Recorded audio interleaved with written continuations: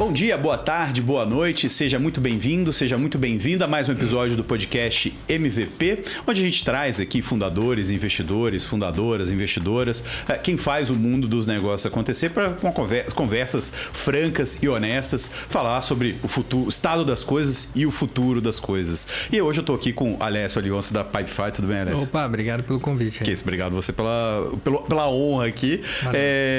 E, cara, falar muito da coisa do momento, que é a AI, né? O Pipefy, né? Pipefy, que é uma empresa de automação de processos, né? De workflows, que é basicamente o que a AI vem a substituir ou vem a contribuir ali com o ecossistema. A Pipefy vai existir daqui 1, 2 anos, 3 anos? Como é que é? Não vai existir como era. Eu acho que esse é o ponto. Qual que é o nosso negócio? O nosso negócio é ajudar o nosso cliente a ir do ponto A ao ponto B, dando mais lucro ou gastando menos. Uhum.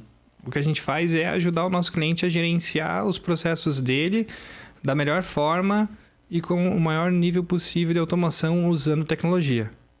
Se esse cara usava a tecnologia no-code, os nossos workflows, ou a solução que a gente tinha há 10 anos atrás, ou se agora existe uma forma melhor, que é a inteligência artificial, para ele ficar cada vez mais eficiente, o nosso foco tem que ser na necessidade do cliente. De ir lá e atender isso. E a gente, como empresa, tem que se adaptar, inovar e ter velocidade para conseguir ser o grande parceiro de confiança em que esse cliente vai confiar para pensar, tá vindo AI.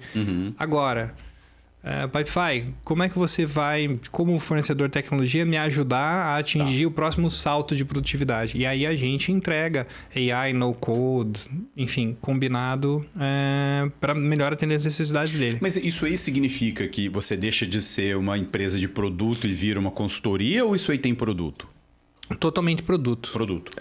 Quando você pensa no cliente e quando a gente pensa em automação de processo, ele quer usar a tecnologia para conseguir automatizar o máximo possível que ele, daqueles cenários que ele tem no dia a dia de negócio dele. Então, isso basicamente significa rodar aquele processo dele, guardar aqueles dados e aí agora, com essa onda nova que está vindo, ter certeza que esses processos estão prontos para o IA entrar, chegar e operar. Uma forma de responder o que você tinha me perguntado é assim... Um processo é sempre o mesmo, vai existir. Sim. Alguma coisa tem que ser entregue, alguma coisa tem que ser feita. Quando você tinha todo esse ferramental de tecnologia para guardar o dado, enfim, a interface onde acontecia, é como se fosse o playground. Quando você pensa em Generative AI, basicamente você é um cérebro que você pluga em cima de todo esse ferramental. Legal. Então, assim, né? A gente estava falando até antes de começar aqui o podcast. A AI vai acabar com o no-code. O no-code é uma plataforma que você consegue criar portal, criar workflow, criar relatório. A diferença é que agora você coloca o IA e o IA fica entre o ser humano e todos esses ativos de tecnologia. Em vez do cara demorar 6 horas para criar um workflow, ele fala, cria um workflow de compras para minha operação. Cria um workflow de atendimento ao colaborador. A IA entende a necessidade do usuário, vira da porta para dentro, naquela plataforma gigante, e cria essa solução para o usuário em segundos. Então, é uma relação simbiótica. Tem que refinar ali, claro, obviamente, mas... Não é que o software vai morrer. O Generative AI é uma camada inteligente que se senta em cima de toda essa estrutura e navega muito mais rápido do que um ser humano normal. Mas você ainda vai ter que fazer essa coisa, essa plataforma que o GenAI vai falar em cima, né? Ainda vai precisar de plataforma, ainda vai precisar de portal, vai precisar de interface. Enfim, quando você faz software, você entrega software, o cliente quer uma experiência final. São poucas as soluções que pode ser 100% conversacional no prompt de ChatGPT ou no WhatsApp.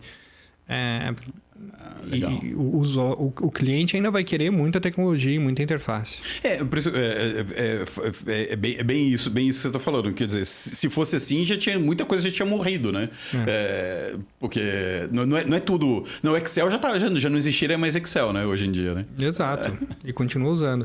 Eu acho que a chave é pensar como empreendedor startup, você pensar como o problema que você está tentando resolver e a tecnologia que você está desenvolvendo... Em cada ponto de contato que você tem o usuário, o que você vai entregar de experiência AI first? Onde o AI, por baixo dos panos, vai fazer alguma coisa pelo usuário, ou o IA na interface vai entrar como um copiloto para ajudar o humano a ser bem mais eficiente, ou mais inteligente, ou fazer alguma coisa melhor que ele não faria se não tivesse IA. E aqui eu acho que é a nova corrida do ouro. a maioria das grandes empresas SaaS não tem punch de ser AI native e a arquitetura dessas empresas legado não é feita para ser AI first e você usar a GenAI em cima. E eu acho que é uma oportunidade enorme para qualquer tipo de SaaS nicho entrar ali e criar experiências sensacionais. Mas aí o Satya Nadella falou que o SaaS is dead. E tem muita gente falando, pregando, ou já batendo o prego no caixão do SaaS. Eu acho que a visão dele de SaaS is dead é muito no princípio da filosofia, que é SaaS, o que era? Um modelo que você cobra por usuário, por ser humano, e que se tivesse 2, 3, 4 seres humanos, você extraía mais valor.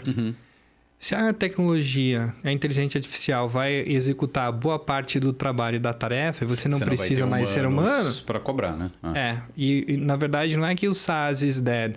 É muito aquela questão de você entregar valor para o teu cliente final e gerar o resultado de negócio. E se você for bom em executar isso, com certeza o cliente vai falar, não, legal, esse vendor resolve o meu problema, então eu vou pegar um take fee ou por transação. Tá. É muito value-based. O modelo legado de SaaS vai deixar de existir e vai migrar muito para ser value-based. A gente fala muito isso aqui dentro do Pipefy, até para a questão de choque de cultura para o time. A gente fala, pessoal, a gente tem 4 mil clientes e X... centenas de milhares de assentos vendidos. Sim, pois é. Essa daqui a pouco... A IA tem que entrar para dar hiperprodutividade para esses assentos. E ou esses mesmos assentos vão ter que produzir muito mais, ou a gente vai fazer com que o cara consiga chegar no mesmo resultado, value-based, SaaS is dead, com muito menos gente. Tá. Isso. Por exemplo, você tem um cliente que tem 100 assentos. Hoje, então, ele paga 100 vezes 1. Vai, para essa jornalista fazendo conta, eu vou botar no 1 para ficar mais fácil. Então, ele te paga 100. Se você bota uma IA, vende para ele uma IA que vai fazer ele tirar de 100 para, sei lá, 50 que seja, porra, ele vai te deixar 50, ele vai te deixar metade. E aí? É contraintuitivo, né? Porque quanto mais hiperprodutividade você dá pro colaborador do cara, menos assentos ele precisa. Exato. E tá tudo bem? Porra, mas aí você vai ter que achar um outro cliente para vender esses outros 50. E esse diferencial? Você tem que migrar para ser value-based. Focado pelo valor que você entrega no cliente, por transação, por volumetria. Tá. Essa é a questão. Você cria outras métricas para...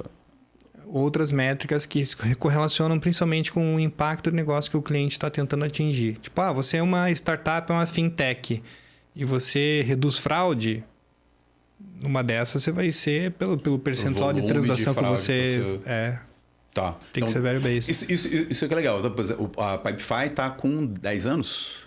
10 anos. Pô, em 10 anos, você que era eu adoro isso. Vocês que eram disruptores, que eram os inovadores, estão tendo que mudar, né? Se mexer, né? E criar, pensar outras coisas, outros formatos. Eu gosto dessa posição incômoda, vamos dizer assim, né? E é uma velocidade muito, muito alta, né? Assim, é muito da forma como é que você entende, assim, porque o no-code era uma forma do meu cliente resolver o problema que ele tinha dentro da operação. Tá. E era só uma forma. É um remédio. É um remédio. Para febre, né, ali? É um remédio para febre. Na medida que vai vir surgindo novas tecnologias, o problema vai ser o mesmo, o cliente é o mesmo, os desafios de negócio são os mesmos. A questão é qual é a tecnologia mais adequada para dar produtividade para aquele cliente naquele momento. Agora, o best in class é o AI. E as empresas que não correrem para entregar essa experiência para o seu cliente vão perder cliente, vão churnar. O famoso se apaixone pelo problema e não pela solução. Se apaixone pelo problema e não pela solução. Essa é a questão. Se apaixone pelo problema e... a dor que você vai resolver pro cara, ao invés de como você vai resolver essa dor, né? Exato. Aí uma coisa que você estava falando até no começo, quer dizer, dos últimos 2 anos tem sido AI generativa por causa do ChatGPT e tudo mais, OpenAI. Mas ainda... aí tem aquele dilema.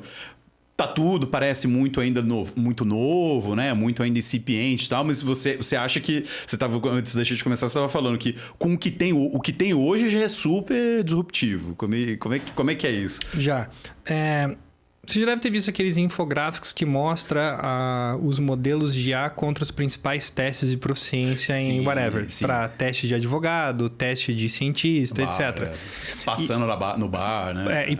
E já passou do benchmark do ser humano em vários desses testes.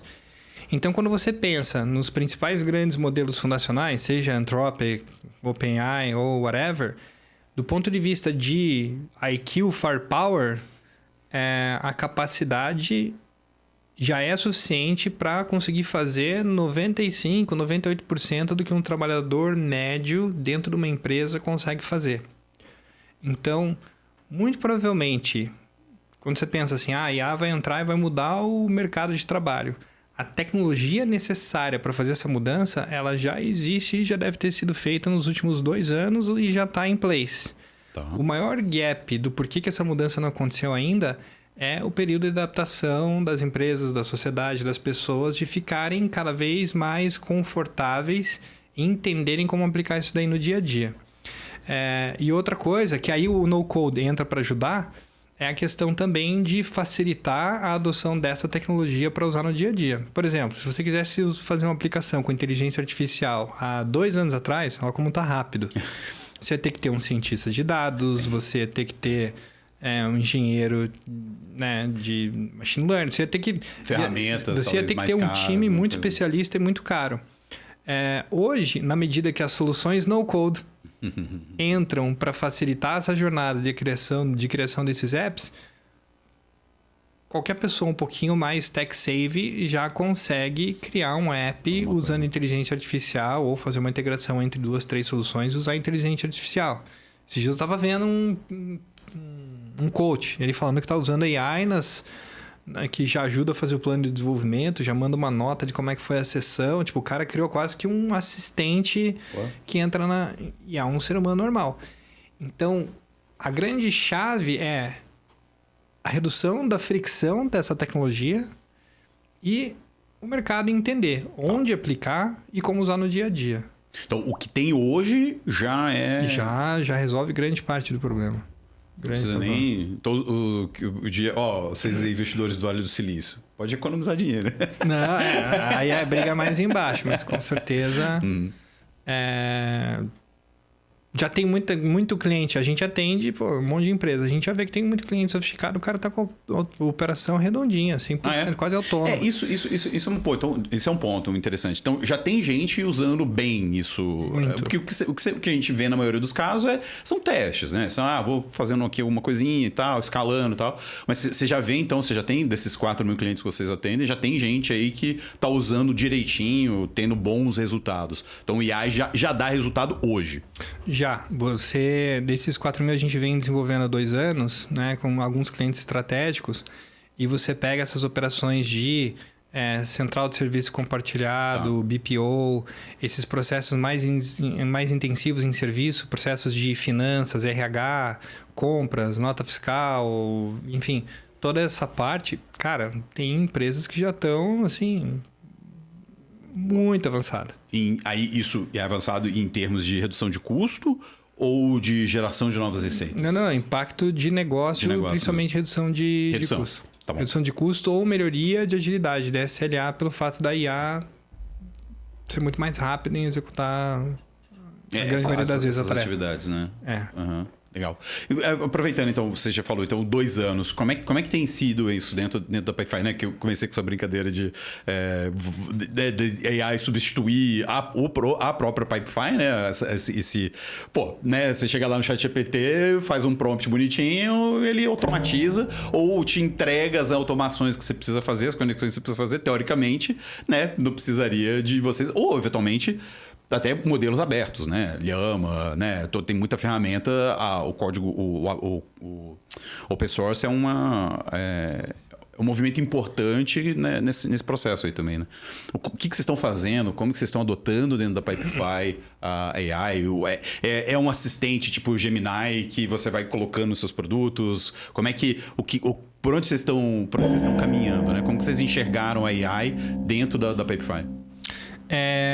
O que a gente percebeu é o seguinte. Vamos voltar na questão de onde o cliente vai aplicar e como ele vai aplicar. Eu vou dar um exemplo de reembolso de despesa. Tá.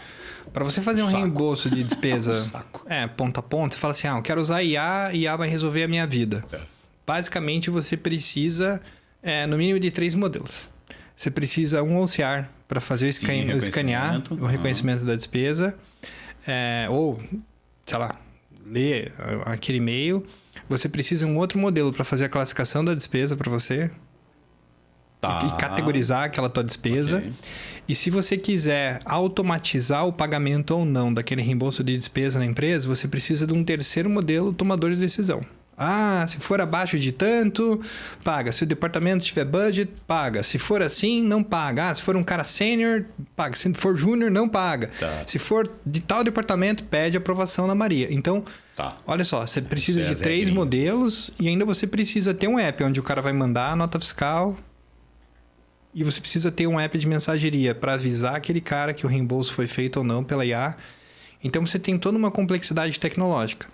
Quando você pensa um reembolso de despesa ponta a ponta, se você pensar, você começa a quebrar... Isso é um negócio meio que simples, talvez. Simples, Por isso que eu estou pegando um exemplo que é legal de pegar.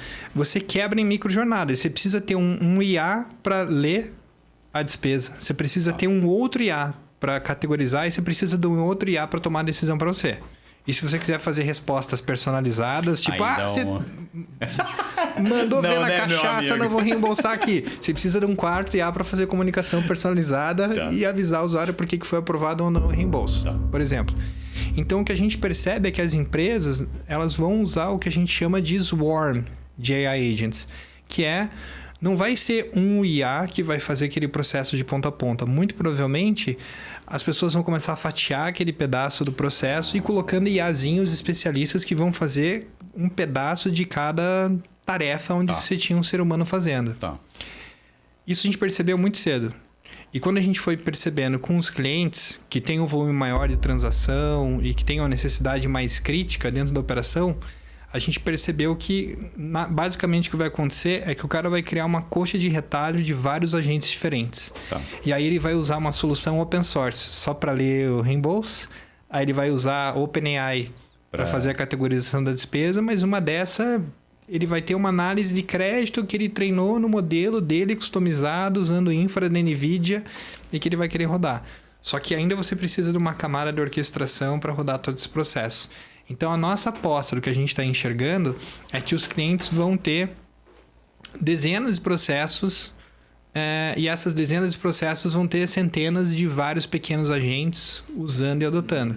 A gente já está percebendo isso na nossa base. A gente vinha com alguns clientes estratégicos, desenvolvendo há 2 anos. A gente liberou agora no final do ano os agents para a nossa base, numa escala maior. E dos nossos 4.000 clientes, a gente tem já 650 clientes que já adotaram. Desses 650 clientes, a gente tem desde dezenas de agentes sendo usados dentro de um cliente a beirando centenas. Nossa. Então, assim... Mas aí o próprio cara vai lá e contrata... nem sei como que vocês estão fazendo modelo de... Porque eu tenho visto algumas empresas fazendo modelo de contratação mesmo, né? Você tem um agente, você vai pagar como se fosse um estagiário, por exemplo. Você vai contratar não sei como vocês estão aí, mas como vocês enxergam isso. Mas aí o cara vai lá ou não? Ou você que tem que ir lá e programar, fazer, entregar para ele? Ele cria. Ele cria. Claro que a gente tem soluções prontas, porque a gente... Muita coisa muito parecida. Então, se você é de uma indústria, um departamento específico, se você bater na nossa porta, a gente pode mostrar para você os agentes que a gente tem. Sim, o cara de RH, um agente de RH, processos... Pode acelerar, mas assim, o usuário consegue criar um agente do zero e a gente tem... Nossa, cara, cada agente maluco fazendo uns negócios assim, muito legais. Tipo, dá um exemplo de um mais que você lembra assim de cabeça. Cara, uma empresa de indústria que atendia uma parcela muito específica da população que precisava de um produto de altíssimo valor agregado e que para a criança ter aquele produto com subsídio do governo teria que ter várias regras, certificações e comprovações do que a criança vir de diagnóstico daquele problema de saúde precisaria daquele produto especial que é super reforçado e tal. E você tem que juntar N comprovações para conseguir, de fato, gerar esse pedido com o governo. É um negócio que demorava, assim, 3, 4 meses para uma mãe conseguir juntar toda a papelada, todo o processo. E a gente reduziu para, 2, 3 dias. Então, é um exemplo, assim, mega... Que é, assim, impacto em saúde, etc. Sim. A gente tem casos de um banco digital que fazia growth marketing e fazia contrato com influencers, então precisava fazer o cara crachar dos influencers para ver se eles de fato fizeram as missões e ver quantos afiliados gerou para poder pagar a comissão. Tá. Bet tá fazendo isso, né? Enfim, tem um monte de coisa. Sim. Você já pensou? É um negócio bem manual, né? Era. Aí é que tá. Era. Você tinha um exército de pessoas que precisava ver e me manda relatório, olhar, deixa eu ver se saiu mesmo. Tudo automático. Ah, é? É. Olha só, que legal. Então, a gente essa né, a referência de uma campanha antiga da Coca-Cola, mas a gente é essa Coca-Cola toda mesmo? É isso, essa revolução agêntica que está se falando, os agentes realmente vão tomar e vão dar resultado. Bom, eu não digo que vai substituir 100% numa esteira dessa, mas se você pensar nesses microprocessos e pensando em etapas que são manuais ou de baixo valor agregado e que você pode colocar um agente para ajudar o ser humano, cara, você pode dar uma hiperprodutividade para aquele time que tá usando IA no dia a dia. Uhum. É porque assim, para um reembolsinho de missão, um negócio de um baixo valor agregado, você pode criar regras de negócio e o IA vai executar ponta a ponta. Agora, você vai deixar o IA fazer um diagnóstico de um tratamento de... por exemplo, RH. Você já pode usar IA de ponta a ponta para ler o currículo, para adicionar no banco de dados. O IA olha o job description da vaga. O IA te ajuda a criar a descrição da vaga. O IA pode fazer um matchmaking e já pode dizer se aquele candidato é adequado para a vaga. Mas você é maluco de fazer uma contratação sem envolver um ser humano? Não, deixar ela falar sim ou não. Uhum. Só que boa parte daquele trabalho manual, por exemplo, o recrutador que tinha que ficar abrindo e-mail com um monte de currículo, olhando na mão e cadastrando na mão no banco de dados. Ou quando tinha uma vaga nova, tinha que ir ficar procurando no banco de talentos o que tinha. Já era, essa jornada ela ficou bem mais eficiente. Legal. Então isso vai mudar muito. Muito. E isso aí, então, mas estamos nos primeiros dias, nos primeiros momentos ainda, lógico, mas, cara, o que você enxerga ao longo de 2025, 2026? O que vocês estão olhando? Como que você acha que isso vai ficar nos próximos? Como vai evoluir nos próximos anos? A gente acha que o que vai acontecer é que, dependendo da indústria, do tipo de departamento ou da jornada, alguns vão caminhar mais rápido ou mais devagar no uso de IA. Por exemplo, muitas startups estão usando IA para chatbot de atendimento, lead, WhatsApp, etc. Esse é um que, numa dessas, já está um commodity, está um oceano vermelho. O que você vai ver é, dentro das jornadas que acontecem dentro de uma empresa, essa onda da IA passando também. Departamento a departamento, indústria a indústria. E o impacto vai ser grande. E aí, mas isso aí, quer dizer, vai criar uma quer dizer, a mesma complexidade que o SaaS trouxe de cada departamento vai ali, contrata seu próprio SaaS, né, e tal, e depois a TI ou a organização, eventualmente uma organização maior, perde um pouco de visibilidade do custo do que está sendo usado. Isso deve acontecer com os agentes também. Porque aí o cara do marketing vai lá e vai sair criando a gente, vai, né, usando o cartão de crédito dele e tal, não sei o que, o cara do RH. Como orquestrar, como administrar isso? A resposta é sim para tudo. Porque o que acontece? É uma curva de criticidade e complexidade de implementar. Por exemplo, o marketing vai usar IA para fazer uma campanha, para fazer um copywriting ou gerar uma imagem. Isso representa um alto risco para a empresa? Sim. Você não sabe o que ela está usando de referência para criar aquela imagem, né? Aí usa no estilo do Cobra, o Cobra vai vir e vai processar, porque, né? Mas assim, é baixo. Tá. Agora, se comparar, por exemplo, com um processo de finanças onde tem o pagamento de uma nota fiscal de R$1 milhão. Aí sim.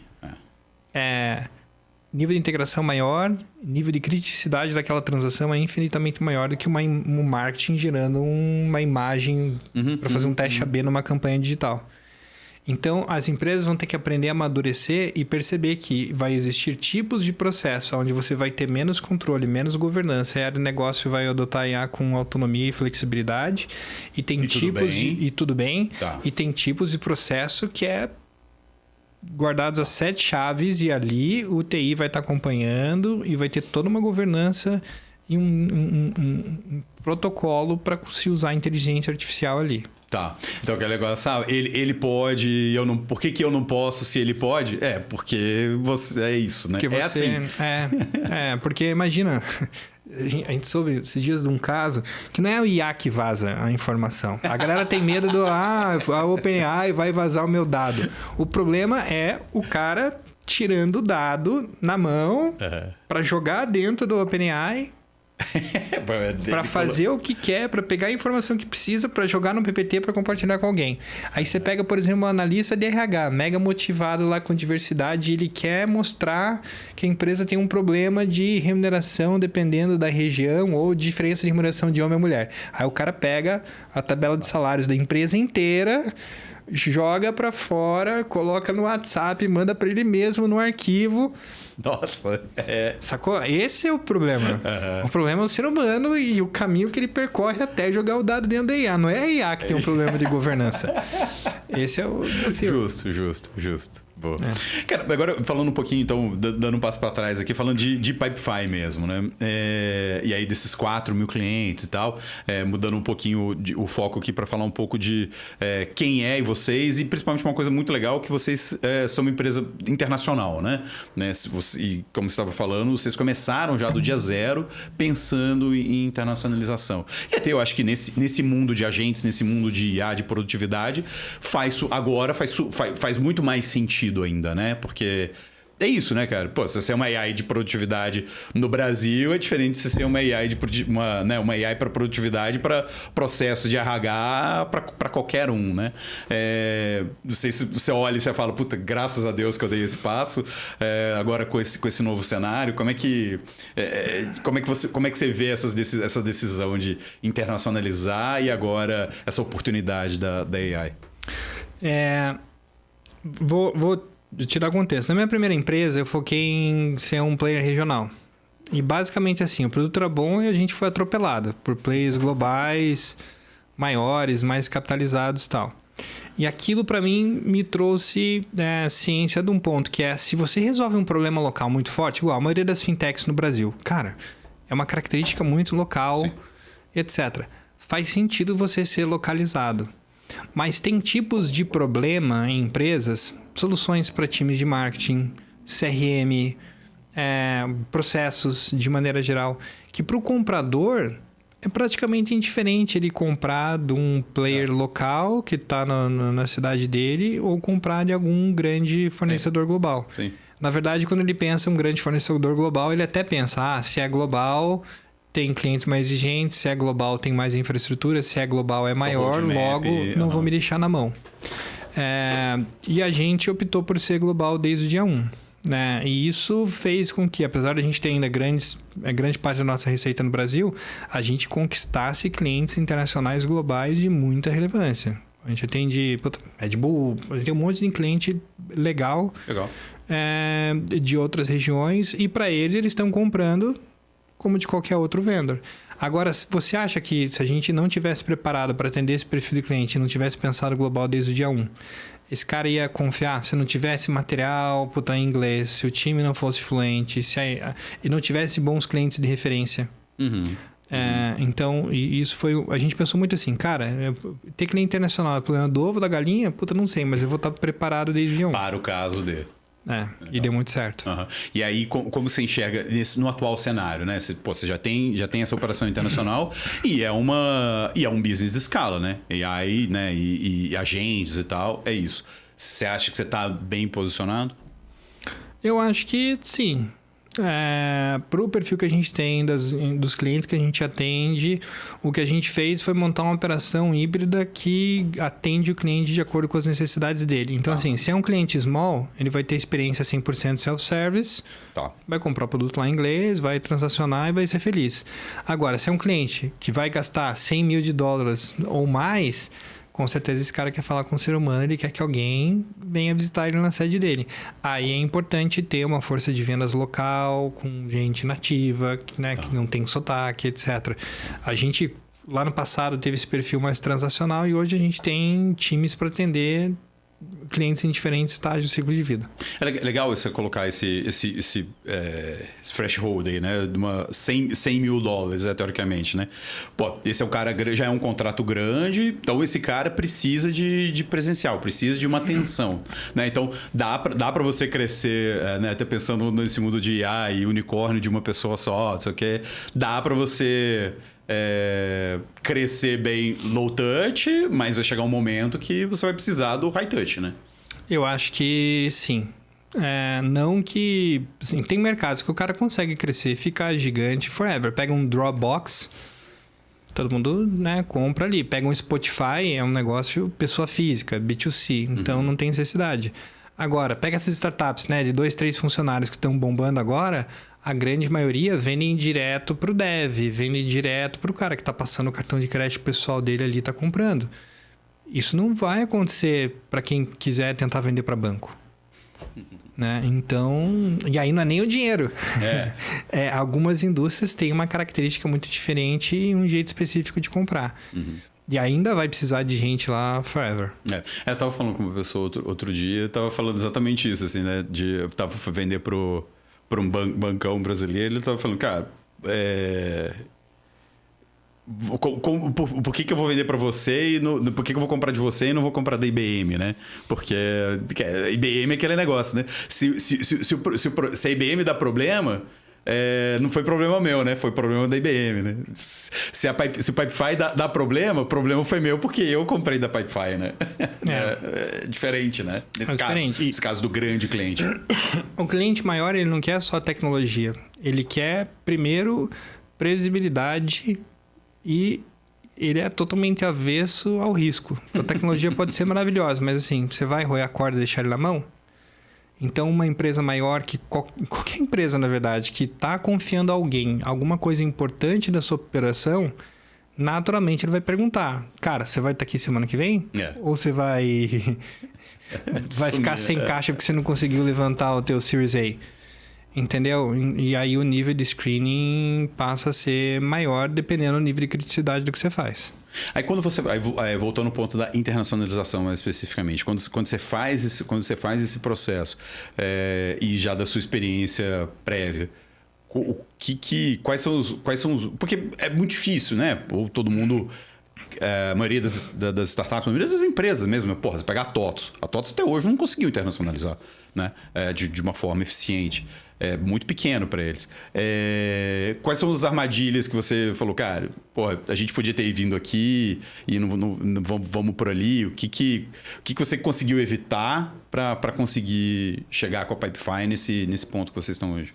Cara, o que funcionou e não funcionou? Eu acho que compartilhando no aprendizado. Funcionou a gente ter uma estratégia de Product-Led Growth. Para aquele cara a nível de departamental que tinha um problema pequenininho e que ele só queria interagir com o produto e comprar. Essa experiência ou era o suficiente para ele comprar sozinho, ou essa experiência era boa o suficiente para ele ter feito o sign-up no produto e um time de vendas, de inside sales global, tá ali, passar a mão no telefone, tirar dúvidas e como ele já estava usando tecnologia, ele ficou confortável para comprar. Então, em várias regiões, essa experiência do self-service funcionou legal e até hoje ainda é a forma como muito provavelmente um cliente vai ser exposto ao Pipefy e começar a usar o Pipefy. Legal. O que a gente demorou um pouco para aprender? A gente subestimava que a nossa tecnologia era boa o suficiente a ponto de falar assim, atende empresa pequena, atende empresa grande, é escalável sim, e a gente vai usar o mesmo processo, a mesma força de vendas, o mesmo time, o mesmo mindset. E a verdade é que vender para empresas maiores ou vender para empresas de algum segmento específico, segmento de telefonia, financeiro, banco, etc., é um bicho completamente diferente. E a gente foi muito cabeça dura durante muito tempo.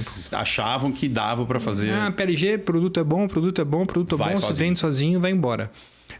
E isso fez duas consequências. Em alguns casos, que as empresas adotavam a nossa tecnologia. Isso gerava um conflito com as áreas de IT. Porque a gente não fez um crescimento planejado junto com o IT dentro desses clientes. A gente aprendeu isso muito bem. E o segundo ponto é muito perceber que além da tecnologia, tem musculatura para atender o cliente. Tá. E falar de negócio com o cliente. E ensinar o cliente onde ele tem que usar a tecnologia e qual que é o jeito certo de usar a tecnologia Legal. é tão importante quanto a tecnologia em si. Olha só, legal isso então. Então, tá junto que é tão importante quanto ter um produto bom. É. É porque a maioria das startups, não. O produto, né? If you build, they will come, né? Se tiver um produto bom, ele vai vender. Talvez no SMB ou no B2B, com certeza. Agora, quando você começa a entrar no mundo real de empresa que tem budget, que gasta, que tem problema importante para resolver, aí Você é um precisa pouquinho ter um diferente. atendimento mais... E tá mais junto mesmo. Sim. Quer dizer, isso é custo, né? Aquela coisa. É. E aí é outra coisa. Tipo, você fala assim, não, vai dar certo, vai tudo bem, tudo bem. Cara, aquele vendedor que tá fazendo inside sales 4, 5 demos por dia é completamente diferente do vendedor que vai subir num avião e sair jantar com um CIO ou um CFO. É muito diferente. Tá. Playbook Não dá pra pegar esse cara e nível de simplesmente vai experiência lá. é diferente, e não é que assim um é melhor ou pior que o outro. Às vezes os dois vendem a mesma coisa. Só que a forma de vender é diferente. Desempenho é diferente, né? É. Interessante. E aí então, você acha que vocês conseguiram isso? Vocês botaram esse ovo de peças? Funciona bem? A gente aprendeu e tá funcionando muito bem. A gente fez essa transformação há uns 2 anos de focar no segmento enterprise e ser o melhor amigo do IT e criar esse relacionamento através do IT. Hoje o seu ICP é o CIO, é a TI? É a TI das indústrias que a gente trabalha. Tá. Onde a gente também focou em criar soluções. Uhum. Onde vocês são bons, é isso. Você encontrou onde o seu nicho ali. Tá, legal. E aí, como é que tá a sua operação? Então, você falou, vocês estão focando em Enterprise. O que é o Enterprise hoje para vocês? O que significa a operação internacional para vocês? Como é que tá a Pipefy hoje? Basicamente, a gente quebra a nossa estrutura em 2 dimensões. A gente tem tamanho de empresa, então tem Enterprise grande, médio, pequeno. Vamos falar assim, pequeno, médio e grande. E aí, dentro do pequeno, médio e grande, a gente tem as indústrias. No nosso caso, a gente tem clientes em quase todo tipo de segmento, mas onde que a gente dá enxadada de forma proativa para construir solução, onde está fazendo marketing, onde que a gente está de forma proativa prospectando clientes e fazendo um esforço ativo. Hoje é segmento financeiro, seguradoras e consumer goods, que é a indústria. Tá. De maneira geral. Que é onde, de novo, voltando, onde tem dinheiro, né? Onde tem dinheiro e segmentos que eles têm uma dor mais específica de processo, eles são mais maduros, eles conseguem reconhecer o poder de fogo da nossa tecnologia, então a gente focou mais nesses segmentos. Então toda a nossa operação é dividida por essas 2 dimensões, né? Seja de ter perfis de atendimento e vendas que variam de acordo com o tamanho do cliente e, se ele vier de alguma dessas indústrias, times especializados que cobrem essa indústria. Legal. E tem funcionado muito bem. E aí, se tem uma parte da equipe fora, né? Esse cara mais... de combate ali do dia a dia no local. Aqui daí o fora é só discussão de território. O lead é dos Estados Unidos, o time dos Estados Unidos vai atender. O lead é do Brasil ou outras regiões, o time do Brasil que vai atender. Tá. Mas todas as regiões respeitam essa regra. Não, mas eu digo assim, tem equipe lá, tem gente, por exemplo, você tem funcionário americano, você tem funcionário na Europa, tem gente que aí para pegar o avião e poder ir lá no cara, que é o que você estava falando. O que a gente tem é muito profissional brasileiro que fica alocado e cobrindo essas regiões internacionais. Porque você pega small ou médio, a gente consegue vender com um time de inside sales. Tá. E aí, para nós, é mais competitivo contratar um brasileiro hiper qualificado, que seja fluente, que consiga vender para esses clientes internacionais, do que ter um vendedor local lá nos Estados Unidos trabalhando de casa fazendo inside sales. Tá. Mas no segmento enterprise, que daí o cliente quer a visita, quer o cara presencial, aí você precisa ter força de atendimento local. Agora, um dos grandes chamarizes, né, de internacionalizar é ter receita em dólar, né, em euro, em moeda forte. Só que eu até estava fazendo essa piada com você, estava brincadeira com você, quer dizer, no momento de dólar em alta, você está nadando de braçada, você está viajando de primeira classe, você está feliz. Não cheguei a viajar de primeira classe ainda. Eu acho que não vai mudar, essa é a política da empresa e disciplina, né? Mas o que acontece é assim, o dólar sobe, a gente pensa assim, custo em real, exatamente. mais ou menos. Receita em dólar e custo em real, beleza, fórmula do sucesso. Mais ou menos, porque primeiro, a gente fatura em dólar para todo cliente. E o relacionamento dos nossos clientes é direto com a Pipefy Inc. Tá. Então, se o dólar subir, o Pipefy fica caro. Para o cliente brasileiro também, que é o nosso maior mercado ainda. Né? Se olhar pelos territórios, é um território que ainda é muito relevante. Segundo ponto, que o pessoal não percebe. Quem é o colaborador médio do Pipefy? É um cara hiperqualificado, que fala inglês e sabe trabalhar remoto. Ixi, esse cara é global, né? É global. E a partir do momento que ele ficou 2, 3 anos no Pipefy, ele ganha empregabilidade global. E aí todo esse diferencial de custo do Brasil, já era. Putz. Mas você tem um churn mais alto por causa disso? Hoje quando a gente perde gente, geralmente é pra fora, né? Tipo, time de desenvolvimento, assim. O cara já é isso, né? Ele já porque, tá, assim, tá treinadinho, né? Tá bonitinho. O cara já é uma referência. O Pipefy é uma referência, é uma boa escola de desenvolvimento, é uma referência em tecnologia. Tem bons investidores. O recrutador olha, conhece. Já ouviu falar do brand fora também. O cara fala inglês bem. Sabe trabalhar remoto bem. Sabe operar tech stack tudo de ponta, cara. Só não tem briga com o júnior. Tipo, mas aí o Júnior formou, pronto. Já era. Vai ficar bom, vai dar briga. Vai dar briga, certamente. E eu acho que tá tudo bem. Tipo, se o cara e tudo aqui, bem? Você é tranquilo com isso? Claro que os melhores a gente vai reter. Tá. Né? E perfil de global, mas assim, se o cara não tinha empregabilidade antes, tá, né? E ele desenvolveu todos os skills que ele precisa para dar o próximo passo da vida dele, que é virar um expatriado em algum lugar, etc.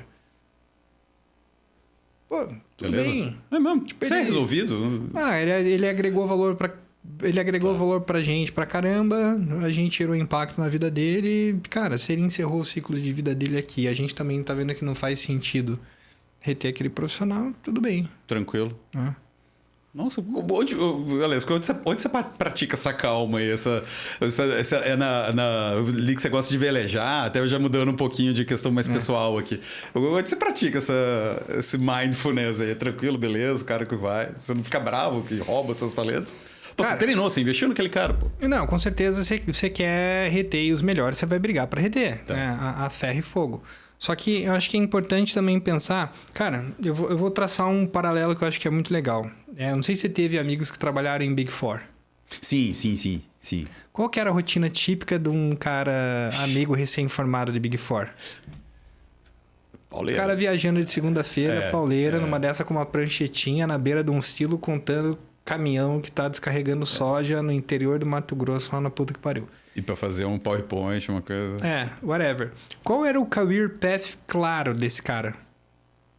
Ou ele ia ficar 5, 7 anos e virar um gerente sênior, virar sócio e print money, ou no final desses 5, 7 anos ele ia sair e ia pro mercado. Mas quem saía e ia pro mercado, saía super bem também. Porque ele ia virar um controlador, ia virar um CFO, ia virar um gerente financeiro.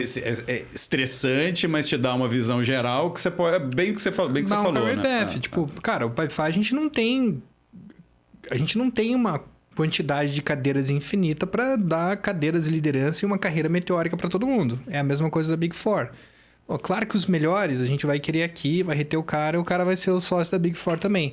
Mas se eventualmente, se no ciclo de vida, esse cara percebe que, cara, se eu ficar aqui, mandar bem, aprender, me desenvolver, poxa, daqui a 3, 4 anos, ou vou crescer dentro do Pipefy, plano A, ou B, eu vou estar com uma alta empregabilidade e o Pipefy vai ser o próximo salto na minha carreira para eu começar a ter uma trajetória global. Tudo bem. Faz parte do modelo. Então a gente pensa um pouco assim. 10 anos, segunda empresa. Quais são os seus principais aprendizados, assim, como fundador? Tantos aprendizados, né? O que você aprendeu que é legal e onde você pisou na bola? Qual a sua principal cagada, assim? Aquela que você fala, puta que pariu, essa aqui foi foda. Eu acho que a minha maior cagada foi um pouco com a minha empresa, cara. A primeira, que eu não sabia separar o CPF do CNPJ. E já teve CFO aí demitido. Não é financeiro, né? Não é financeiro, é na cabeça. É na cabeça. Você falou assim, se veleja, tal, etc. Eu acho que foi o maior aprendizado que eu tive, que é... Geralmente, empreendedor, a empresa tá indo bem, o cara tá bem, tá com a autoestima alta... Sim. Tá amarradão, a empresa tá indo mal, o cara se sente... Eu sou o dono do mundo, né? A empresa tá indo mal, o cara se sente um lixo e não vai nem no almoço da família. Quando os negócios não tá indo bem na empresa. E a grande verdade é que empreender, você é uma meia dentro de uma máquina de lavar roupa. Tem muita variável que você não controla. Muito, adorei a analogia. Então, saber separar do que tá acontecendo na empresa e o que tá acontecendo na empresa não te faz um ser humano melhor ou pior.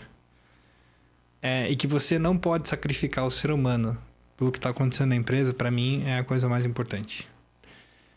Seja eu, de como é que eu penso Pipefy, na minha vida, de investir muito tempo e energia para ser consciente, separar essas coisas. Cara, sexta-feira, 5 da tarde, deu uma bomba, assim, um dos 3 maiores problemas do ano. Tudo bem. Cara, eu vou sair, pegar meu carrinho, vou pro barco, vou velejar o final de semana... E segunda-feira a gente...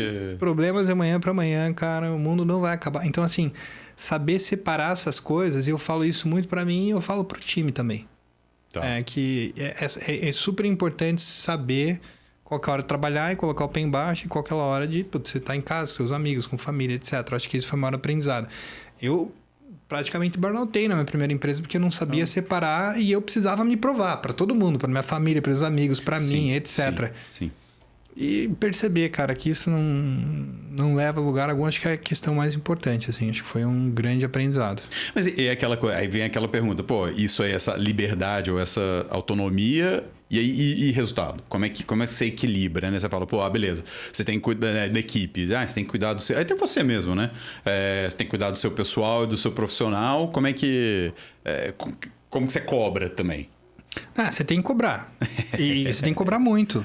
Mas, de novo, é o modelo mental. 2 coisas. Por exemplo, um atleta que também tem que entregar resultado. Cara, o cara não vai conseguir entregar resultado se ele não descansar.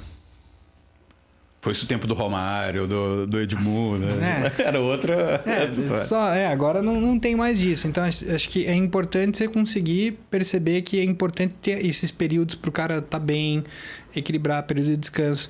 Eu sempre falo assim, cara... Sabe aquela carta de controle de batimento cardíaco que tem uma área e aí às vezes fica meio para cima, às vezes fica para baixo?